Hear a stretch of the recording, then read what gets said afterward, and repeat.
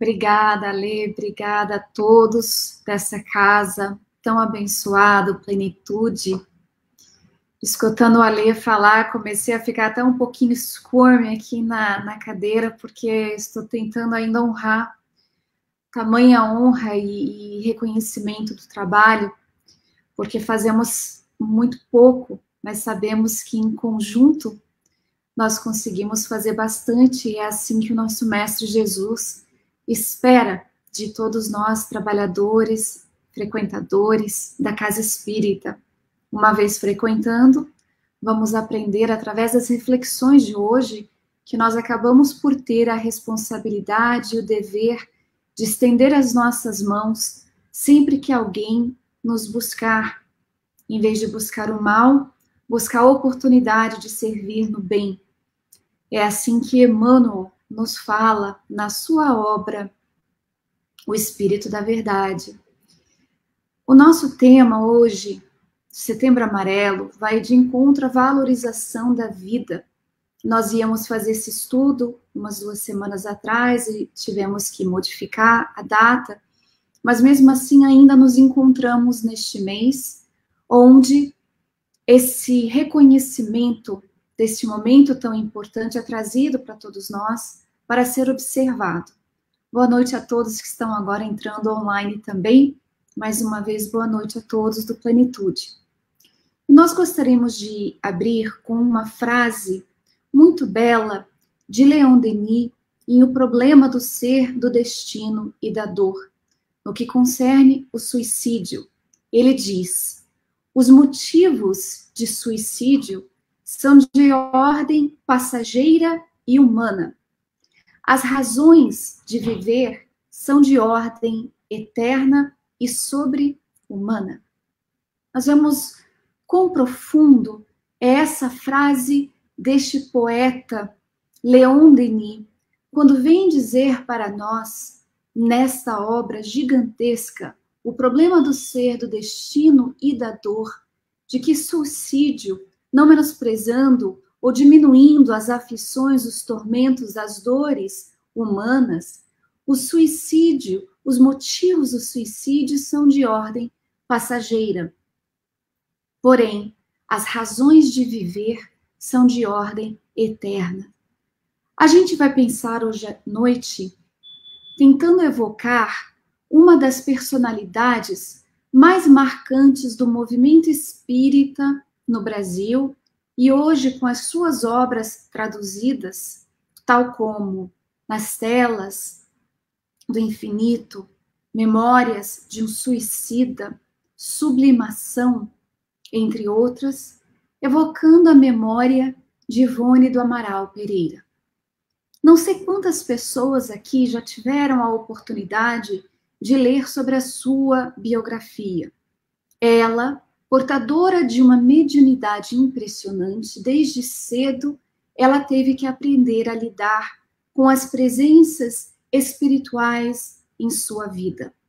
Para quem não sabe, Dona Ivone recebeu a sua primeira obra espírita com 13 anos de idade. E aqui nós vamos fazer um parêntese para poder focar um pouquinho na importância da evangelização infantil, assim também como a mocidade. Sabemos que as casas espíritas fazem um esforço muito grande para assim o fazer, porque a gente vai ver na presença daquela jovem de 13 anos, uma pessoa com um compromisso assumido antes da sua reencarnação para cumprir com o dever da mediunidade, divulgação da doutrina espírita, alinhados com a lei de causa e efeito, correspondendo assim à necessidade de reajustes por conta de uma outra existência onde ela houvera cometido o suicídio. Ela, como espírito disciplinado, ela decidiu levar adiante esses compromissos assumidos, sabendo da importância de tal para a sua futura felicidade. Chico Xavier chegou a dizer que a obra Memória de um Suicidas é a que melhor ilustra a situação do umbral, que retrata a profundeza do umbral. Este livro, que foi ditado pelo espírito Camilo Castelo Branco, ele foi recebido em 1926. Só um breve histórico aqui para dizer, mas somente lançado pela FEB 30 anos depois, em 1956. E, aliás, Leon Denis, ele participou, contribuindo assim, trazendo o conteúdo doutrinário que a obra necessitava de ter.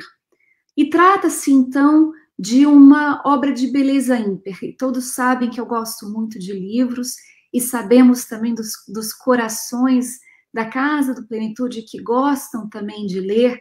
E para quem ainda não conhece, vale a pena a leitura, porque cada página é como que se abre uma porta nas dimensões espirituais e revela para todos nós o sofrimento que se instala na vida de quem opta pela fuga dolorosa do suicídio.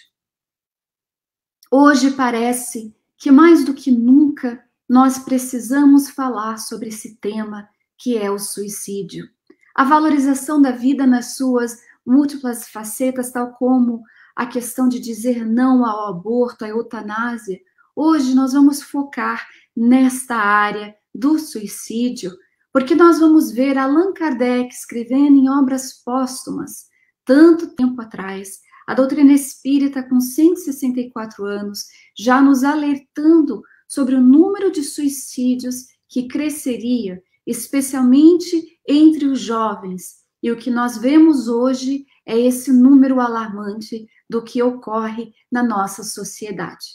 Então, Dona Ivone, na sua situação ali como ex-suicida, na recepção mediúnica deste livro, de certa forma a gente vai começar a notar o resgate, o compromisso que ela tinha para com a humanidade, em especial para com ela mesma, porque cada vez que ela escrevia, ela era meio que obrigada a rever as cenas e situações que ela mesma havia vivenciado na erraticidade. Se nós pudéssemos visualizar, se nós pudéssemos ter uma visão do que nos aguarda no momento que alguém comete o suicídio, de certo entenderíamos os tormentos e o sofrimento que Dona Ivone passou ao escrever esse livro. Porque não somente ela estava vendo, ela estava revivendo toda aquela carga de emoção cada vez que ela parava para escrever. E assim foi que essa obra, ela virou uma advertência de valor inestimável para todos aqueles que tiveram a coragem de abrir esse livro. Embora seja bem grosso, a gente nota ali não somente a dor, mas também o consolo, o apoio, os resgates que acontecem. E é uma obra também que, de acordo com Chico Xavier, merece o respeito profundo, porque centenas de pessoas se afastaram da ideia do suicídio por aprenderem que as consequências devastadoras de tirar a própria vida nunca seria menor a dor do que a criatura estava passando naquele momento. Perdendo talvez um amor, um ente querido que partiu, a situação financeira completamente devastadora, uma doença terminal. O livro, então, vem e traz para aquele que teve a coragem de abrir o livro o que aguardava ou se, de fato, fosse adiante com o ato do suicídio. Então, essa médium dedicada, proveniente de um passado reencarnatório marcado pelo insucesso, ela também nunca conseguiu se adaptar a uma vida social ampliada, razão pela qual ela sempre trabalhou dentro da sua própria casa, de uma maneira humilde, de uma maneira bem simples, realizando costuras para fora para conseguir obter o sustento material. Aliás, essa foi uma das suas características. Ela sempre foi honesta, sempre foi íntegra, sempre obediente ao seu mentor paternal, Charles, que trazia para ela as advertências. E ela desejava casar, ela desejava construir uma família, porém, ela reconhecera que não estava na sua programação espiritual. Porque, como nós vamos aprender no livro Recordações da Mediunidade, na existência anterior no século XX, ela tinha se suicidado por causa de uma tragédia familiar desencadeada por ela mesma em Portugal. Então, na ocasião, a morte prematura da filhinha, de quase 7 anos, e do seu marido, trouxeram para ela uma dor insuportável, uma vez que ela tinha cometido o adultério e destruiu o seu próprio lar, o que precipitou essas 2 desencarnações. Vale a pena a leitura também dessa obra, Recordações da Mediunidade. Então, devorada pelo remorso, ela se atira nas águas de um rio e morre, afogada, e experimentava as sensações angustiantes daquela imersão de estar se afogando e também da decomposição do seu corpo físico. Nós vamos aprender um pouco sobre essas questões do que sofre o espírito, muitas vezes, quando morre, por exemplo, pelo suicídio. A gente vai aprender que o que acontece com o espírito no além vai variar bastante. A gente vai trazer daqui a pouquinho essa pergunta de Allan Kardec aos espíritos, e assim também a resposta, mas também o livro Céu e o Inferno, que nos traz uma visão do que pode esperar o espírito que desencarna dessa maneira. Então, ela sentia todas aquelas sensações angustiantes e o que sentiu também ao escrever no livro. E fez isso, trouxe esse livro, não somente por amor à humanidade, mas também presa, ou melhor ainda dizendo, comprometida com a necessidade do resgate dela própria. Então, trazia na memória espiritual as recordações desses episódios com uma lucidez impressionante, o que aumentava a sua dificuldade de permanecer com o psiquismo equilibrado para poder trabalhar na mediunidade. E a infância e a juventude assinaladas, então, por sofrimentos, que, na verdade, era dada também da mente conturbada por essas lembranças amargas, que somente o espiritismo conseguiu auxiliá-la a vencer, a conseguir ir em frente, e já somente na fase adulta é que ela conseguiu algum tipo de alívio. Então, a gente vai entender, só por esses relatos da sua biografia, que foi trazida também pela FEB, a importância do espiritismo e a importância da doutrina espírita, não somente para nós que já a encontramos. Talvez alguém que esteja ouvindo hoje pela primeira vez sobre alguns termos que nós estamos trazendo, talvez alguns de nós que já estamos com a doutrina espírita sendo essa bússola, esse sol, esse farol na nossa estrada, iluminando dentro da nossa escuridão ainda, a gente vai reconhecer a importância dela. Se foi um ano, 5 anos atrás, 10, 15 ou 20, que nós tivemos a grande honra de poder ter tido esse grande farol em nossas mãos enquanto caminhamos em nossa vida. Então, a doutrina espírita, na vida de Dona Ivone, assim também como na minha, e com certeza na sua, e de tantos outros, ela vem para exercer uma missão socorrista de urgência para todos que se encontram ou já se encontraram no momento de aflição, de desespero, atormentados ali ou desiludidos, sentindo-se vencidos e desorientados, vítimas do negativismo, caindo numa rebeldia e mesmo assim rogam por esclarecimento às dúvidas e aos problemas que atormentam. E quem nunca, não é? Esse sentimento de dor que muitas vezes a gente pensa que a chuva, aquela tempestade, não passa jamais. Se ao menos tivéssemos um abrigo seguro para onde repousar a nossa cabeça. E a doutrina espírita ela é de fato esse abrigo. Charles, esse pai, esse protetor espiritual, ele participou também da última reencarnação de Dona Ivone, e ele então dizia para ela que aquele sofrimento, que aquela provação era necessário para que ela aprendesse que o remorso pelos danos provocados à sua família nunca poderia justificar o desespero a que viesse e ela se entregar daquela forma, culminando em retirar a sua própria vida. Por isso, quando nós lemos um exemplo como o dela e de tantos outros que voltaram na grandiosa obra O Céu e Inferno, como assim também Depois da Vida, que é de Divaldo Pereira Franco e vários espíritos compilados pelo Nilson Pereira, a gente vai entender ali que, de fato, trata-se muitas vezes essas provações, essas expiações, simplesmente as consequências de um ato que, de fato, não estava justificado, não importa a situação que levasse a criatura a tomar aquela decisão.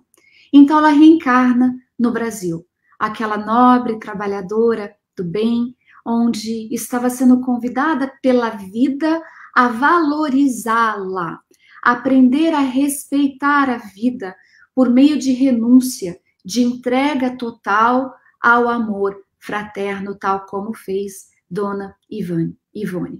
É por isso que nós abrimos o nosso estudo com a frase de Leon Denis, que os motivos de suicídio são de ordem passageira e humana. Vamos pensar sobre isso.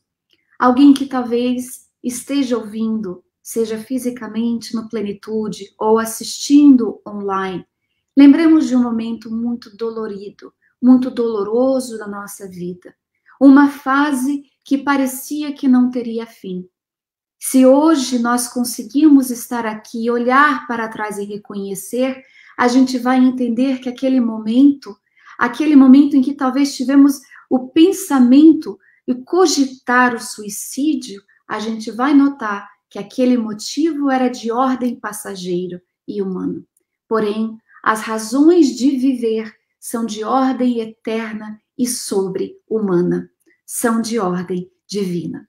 Então a gente vai ver o cuidado dos benfeitores para conosco, tal como aquele espírito amigo em um Evangelho segundo o Espiritismo, que traz para nós a lição da paciência. Ela diz: a vida é difícil, bem o sei. Ela diz isso para nós. Compõe-se de mil nadas, que são outras tantas picadas de alfinetes, mas que acabam por ferir.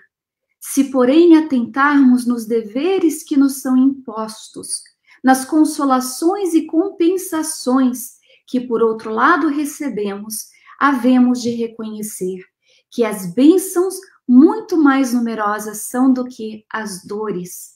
O fardo parece menos pesado quando se olha para o alto do que quando se curva a terra à fronte. Coragem, amigos, tendes no Cristo o vosso modelo.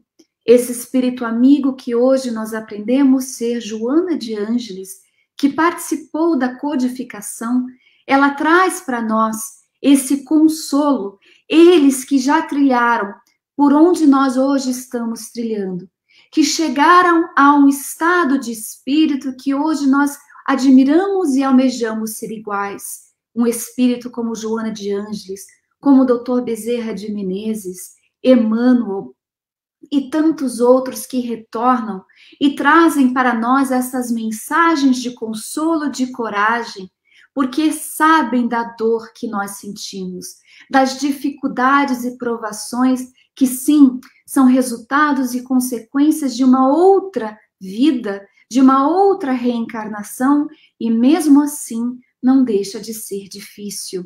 É por isso que a doutrina espírita é o consolador prometido, porque chega para nós exatamente para nos consolar. A vida é bem difícil, bem o sei, diz Joana de Ângeles, esse espírito amigo, compõe-se de mil nadas e alfinetadas, as picadas que nos acabam por ferir. Mas ela fala da necessidade de atentarmos aos deveres que nos são impostos pela vida, para que a gente não se distraia ao longo do caminho e tenhamos a perseverança, a coragem e também ali a fé no Cristo, o nosso modelo, o nosso guia, a nossa verdade. Ele que veio trazer a mensagem do amor imortal, que vela por nós até hoje, como ele disse no Evangelho de Mateus: eis que estou convosco todos os dias até a consumação dos séculos. Jesus, que segue conosco, esse governador do nosso planeta, e nos enviou a doutrina espírita como esse consolador, nos prometendo que chegaria no momento exato onde nós estaríamos prontos, receptíveis, maturos espiritualmente, para poder relembrar aquilo que ele tinha trazido e até mesmo entender aquilo que antes, 2000 anos atrás, não tínhamos a capacidade de compreender.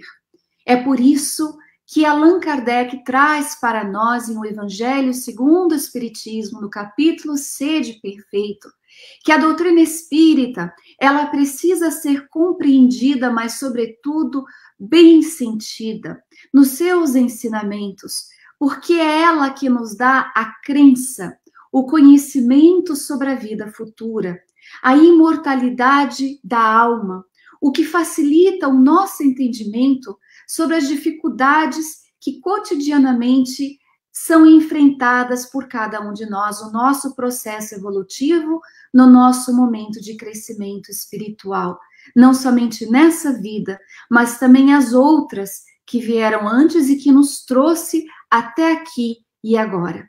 O princípio fundamental da reencarnação, a lei da reencarnação, que é uma lei divina, permite-nos entender que a existência física, ela não é única.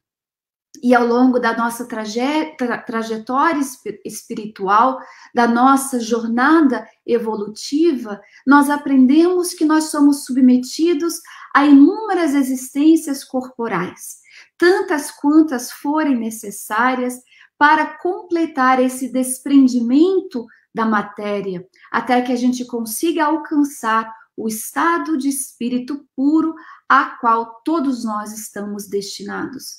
E Joana de Ângeles, ela vai falar para nós, na sua obra Desperte e Seja Feliz, que quando nós estamos passando por um processo de provação, de expiação, o sofrimento decorrente disso vem para nos alertar que existe ali um momento definitivo de virar a página na nossa existência e que o cristão, ele vai recorrer aos ensinamentos do Evangelho, a Jesus e aos benfeitores para buscar a força necessária e conseguir enfrentar aquela tempestade. Então, todos nós, submetidos à lei de causa e efeito, essa que rege o nosso amanhã, nós compreendemos ao longo das nossas experiências reencarnatórias que nós somos responsáveis pelos nossos atos. E aquela ideia de que nós estamos pagando, ela começa a desaparecer do nosso vocabulário, porque Deus, ele não é um pai punitivo, mas sim um pai que educa e oferece para nós, tantas vezes quanto possível necessário, essa oportunidade para aprendermos.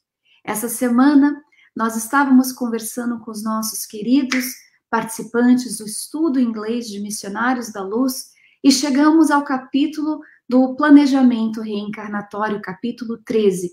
Fica aí mais uma dica de leitura para aqueles que ainda não conhecem a obra. E estávamos falando ali sobre a ansiedade e a preocupação do espírito Segismundo. Ele estava muito ansioso, o medo de falir, sabendo que ele teria o esquecimento do passado. E aí, então, um querido amigo americano, ele disse, nossa, mas como que os espíritos fazem isso? Nos entregam assim para mergulhar na matéria? E o que me ocorreu foi aquela imagem na minha cabeça, os pais vão entender o que eu estou dizendo, quando a criança vai para a pré-escola, para a escolinha pela primeira vez, e os pais vão levando a criancinha até o portão de entrada, de mãos dadas, e ele ou ela se agacha para olhar olho no olho da criança, para abraçar e entrega então aos professores. E no final do dia, eles retornam, os paizinhos, para buscar os seus filhos. E assim expliquei essas oportunidades da reencarnação, onde nós somos trazidos até as portas da reencarnação, onde vamos mergulhar na carne, e somos então trazidos à vida na matéria para tentar ver se de fato aprendemos, através das provações e expiações, tudo aquilo que foi revisado no além, tudo aquilo que nós olhamos nos cadernos, dos refolhos da nossa alma, revisando o que deu certo, o que não deu, e tendo a coragem de mergulhar mais uma vez na carne e continuar a caminhada sabendo que os nossos pais estão ali aguardando por nós no final do dia, no final da nossa existência bem cumprida, ali nos aguardando para nos dar as mãos e retornarmos ao nosso lar.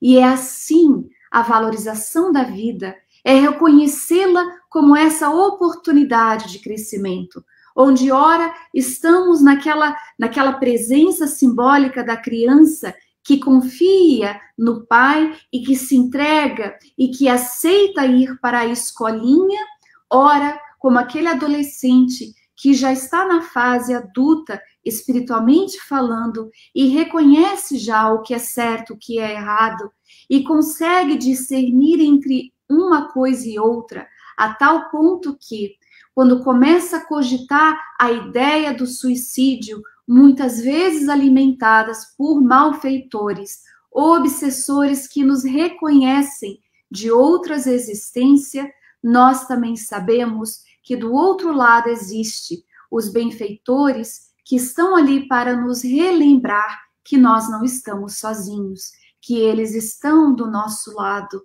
que estão ali para nos trazer a esperança e o consolo. Então não foi à toa que a quarta parte do Livro dos Espíritos foi destinada toda para as esperanças e as consolações. Este livro que abre para nós a doutrina espírita, uma obra de perguntas e respostas que precisa ser estudada e reestudada constantemente, porque nós esquecemos do conteúdo que é trazido ali, tal como um dos itens que é o desgosto da vida e o suicídio.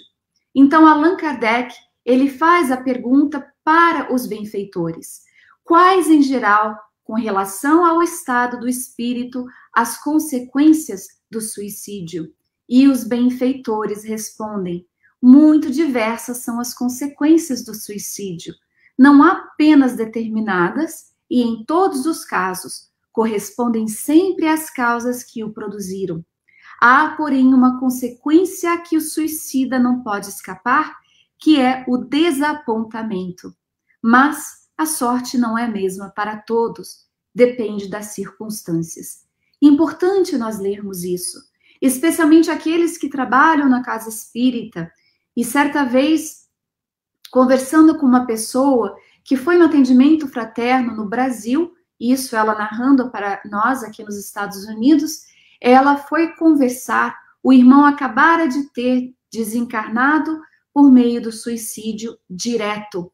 E então, a pessoa que estava atendendo começou a narrar o sofrimento que o irmão talvez estivesse passando. Bom, no que tem a ver com a providência divina, a misericórdia divina, o conhecimento da trajetória de cada espírito, nenhum de nós podemos dizer que temos pleno conhecimento do que sucede para cada alma que desencarna pelo meio do suicídio. Vejamos que eles dizem, muito diversas são as consequências, não apenas determinadas em todos os casos, correspondem sempre às causas que o produziram.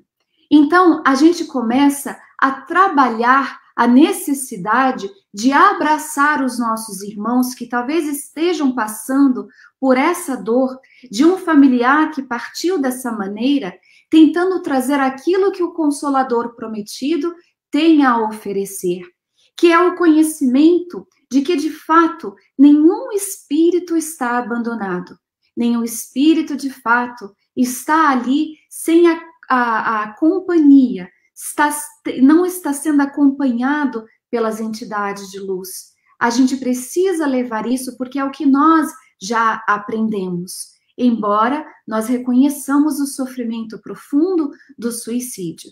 Na pergunta 943, Allan Kardec perguntou: de onde nasce o desgosto da vida que, sem motivos plausíveis, se apodera de certos indivíduos?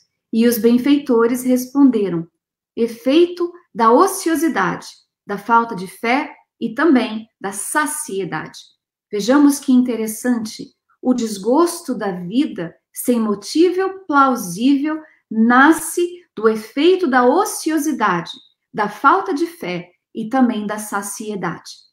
E em 2020, no meio da pandemia, Joana de Ângeles decide lançar uma obra chamada Vidas Vazias. Fica aqui mais uma dica de leitura. E ela, então, traz para nós uma mensagem chamada Divertimentos e Futilidades, no qual ela faz uma indagação para nós sobre como nós estamos passando o tempo nessa presente encarnação. Ela diz: faz uma análise sincera do teu recente comportamento em relação ao tempo útil.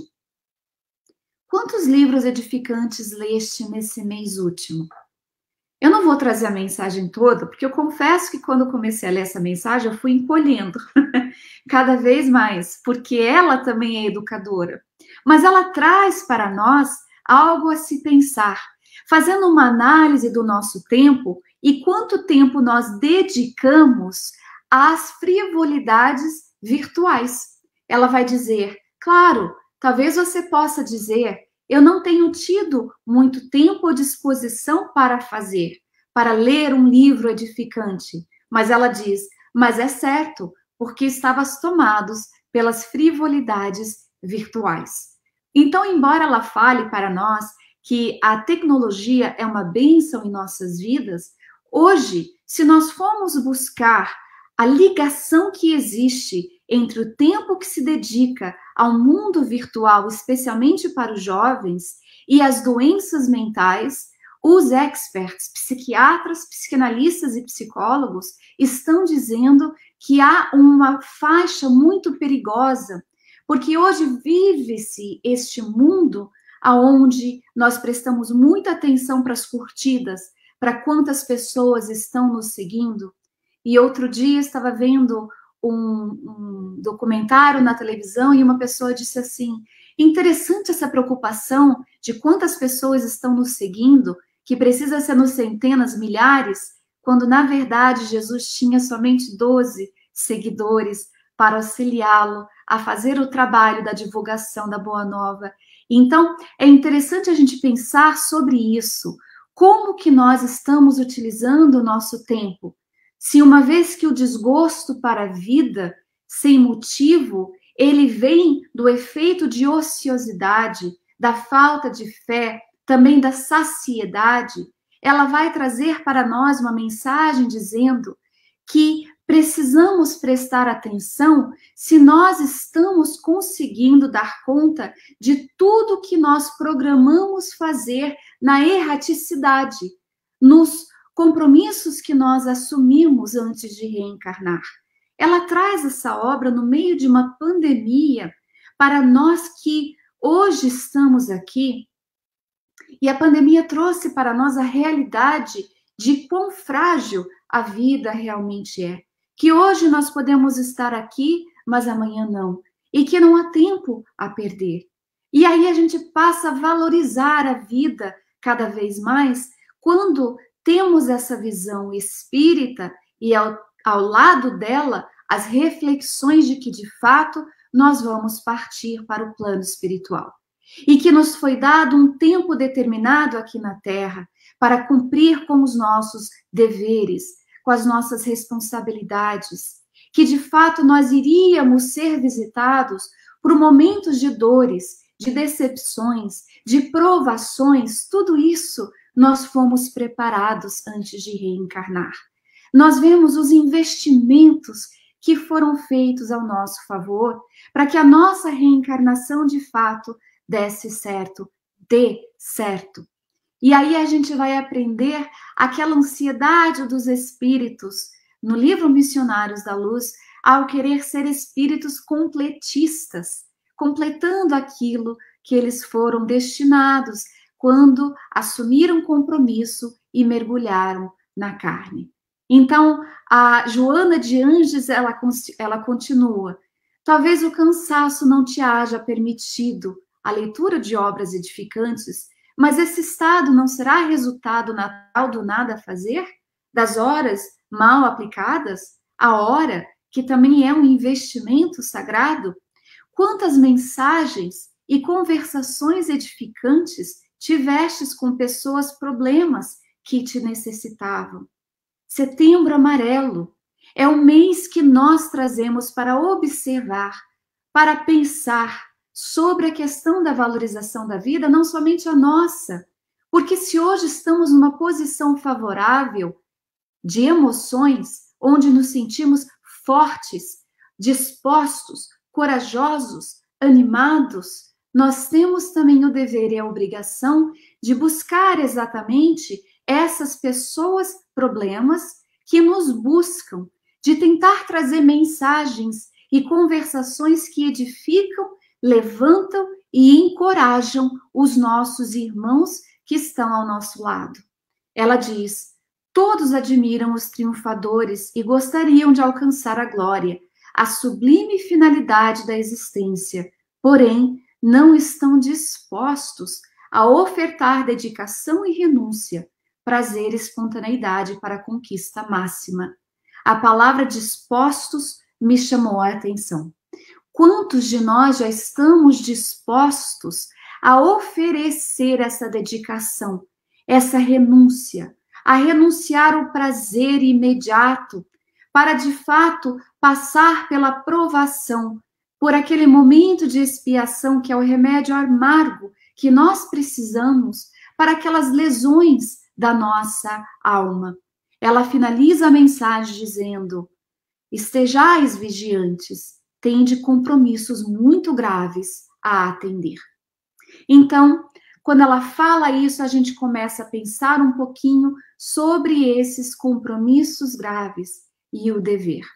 Ivone do Amaral Pereira, em recordação da mediunidade, ela nos fala também sobre o cuidado que nós precisamos ter, de não cair na mão dos obsessores, não somente durante o estado em que nós estamos acordados, mas sobretudo durante o momento de sono, por conta da nossa invigilância, por conta da nossa incapacidade ou falta de disposição em domar as nossas más inclinações, de buscar os desejos imediatos em busca do prazer descontrolado. Porque a gente passa a viver com as entidades espirituais que se afinizam com esse tipo de frequência, de afinidade para com a nossa própria alma. Então, ela vai dizer que quando nós estamos dormindo, durante o sono que deveria ser reparador, nós acabamos de nos vincular com entidades que também estão predispostos aos maus atos. E quando nós acordamos, nós voltamos com aquelas impressões aonde eles conseguem, pouco a pouco, trabalhar em nós a necessidade de ou cometer o homicídio ou de cometer o suicídio. Então, a gente já entende sobre a lei de afinidade. A gente entende dos poderes da nossa mente, do pensamento, do sentimento, do coração. Nós já sabemos que nós conseguimos nos elevar através da meditação, da leitura edificante que Joana de Ângeles nos chama a atenção, da prece. Então, não vacilemos. Não foi à toa que Samson, o espírito que se apresenta na reunião da Sociedade Espírita Parisiense, de qual ele foi um membro, ele traz para nós uma mensagem belíssima que tem a ver com cumprir os nossos deveres, prestando atenção na nossa vida. Ele vai dizer para nós, humanos, precisais elevar-vos acima da terra da vida, para compreenderdes que o bem muitas vezes estás onde julgais ver o mal, a sábia previdência onde pensais divisar a cega fatalidade do destino. Por que haveis de avaliar a justiça divina pela vossa? Podeis supor que o Senhor dos mundos se aplique por mero capricho a vos afligir apenas cruéis? Nada se faz sem um fim inteligente, e seja o que for que aconteça, tudo tem a sua razão de ser. Ou ele vem para trazer para nós que a gente preste atenção que está tudo dentro do controle, mas ele fala para nós, não vacilem, não coloquem a guarda para baixo, estejam vigilantes. E ele diz, se analisasseis melhor todas as dores que vos advêm, nelas encontraríeis sempre a razão divina, razão regeneradora, e os vossos miseráveis interesses se tornariam de tão secundária consideração que os atiraríeis para o último plano. Nós, que já entendemos o real significado do vinde a mim todos vós que estáis cansados e sobrecarregados, que eu vos aliviarei, temos o dever de fazer chegar ao homem espiritualmente exausto o remédio, o alimento, a água, o abrigo para as suas almas. Nós falamos do abrigo no início, e numa conversa de Saulo com Estevão, na obra Paulo e Estevão. Saulo de Tarso faz um comentário chamando Jesus de um simples carpinteiro, no qual Estevão responde que foi graças a Deus que tivemos a presença de um simples carpinteiro em nossa vida, porque nunca mais nós andaríamos sem abrigos para as almas. Abrigo este que se encontra contido nos ensinamentos de Jesus. Eis que estarei convosco até o fim dos tempos, disse Jesus.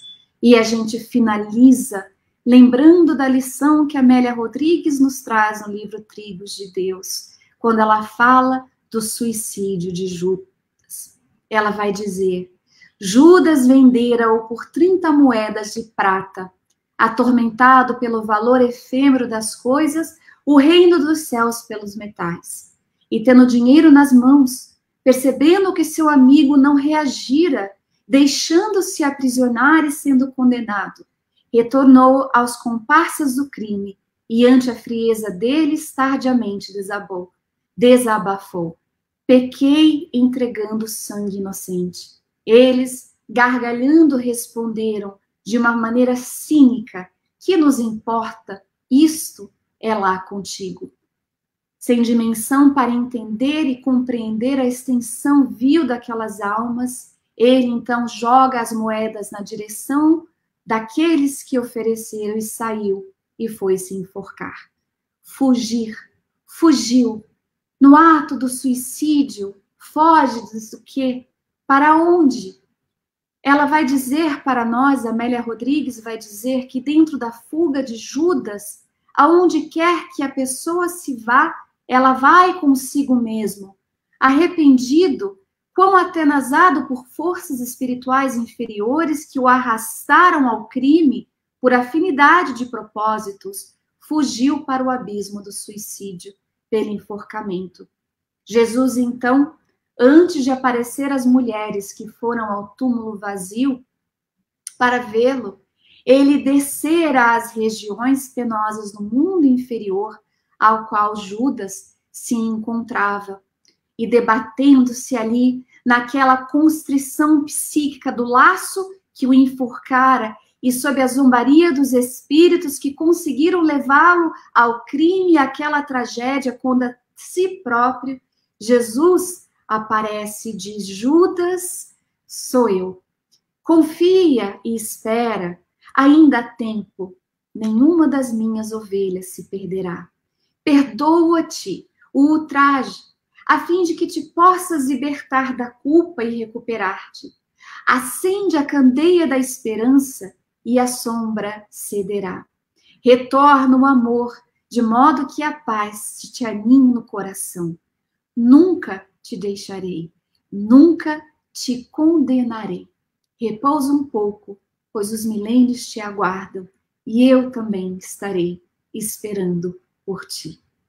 Jesus é esse sublime amigo, que não importa o momento em que nós encontramos, seja de alegria ou de sofrimento, é como que se ele dissesse para nós: nunca te deixarei. Repousa um pouco, venha aqui e cola do meu lado. Judas adormece naquele momento, e aí a gente vai ver que adquiriria as forças necessárias para as futuras expiações redentoras. Nós não sabemos se somos como Dona Ivone do Amaral Pereira, ex-suicidas.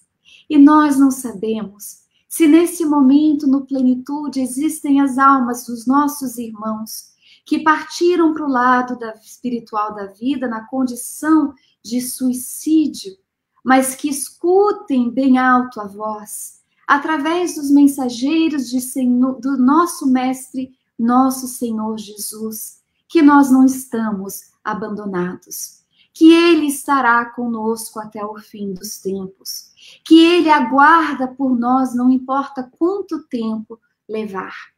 E aí a gente vai acabar o nosso estudo trazendo de volta Leon Denis, porque ele vai dizer para nós: a tarefa é árdua, as subidas a escalar são difíceis, a espiral assustadora a ser percorrida se desenrola sem um término aparente. Mas nossas forças não possuem limites, pois podemos renová-la incessantemente pela vontade. E depois, nós não estaremos sozinhos para efetuar essa grande viagem.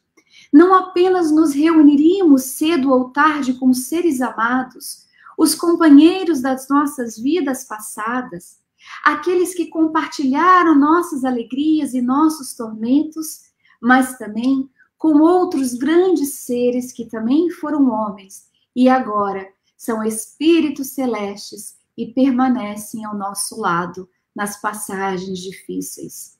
Por isso, homem, meu irmão, tem fé no teu destino, porque ele é grande. Confia nas amplas perspectivas, porque ele põe o teu pensamento a energia necessária para enfrentar os ventos e as tempestades do mundo. Caminha, valente lutador, sob a encosta que conduz a esses cimos que se chama virtude, dever e sacrifício. Que Jesus nos abençoe hoje e sempre, e que tenhamos em nós verdadeiramente o conhecimento, a necessidade de passar a observar a vida como esse grande presente ofertado para nós por Deus, para que possamos completar mais uma etapa na nossa existência enquanto espíritos imortais. O espírito imortal que já reconhece que o seu destino, como diz Leon Denis, é grande e belo. Que saibamos ter olhos de ver e a coragem para poder passar pelos sacrifícios de dificuldades, lembrando que nós nunca estamos a sós. Muito obrigada a todos.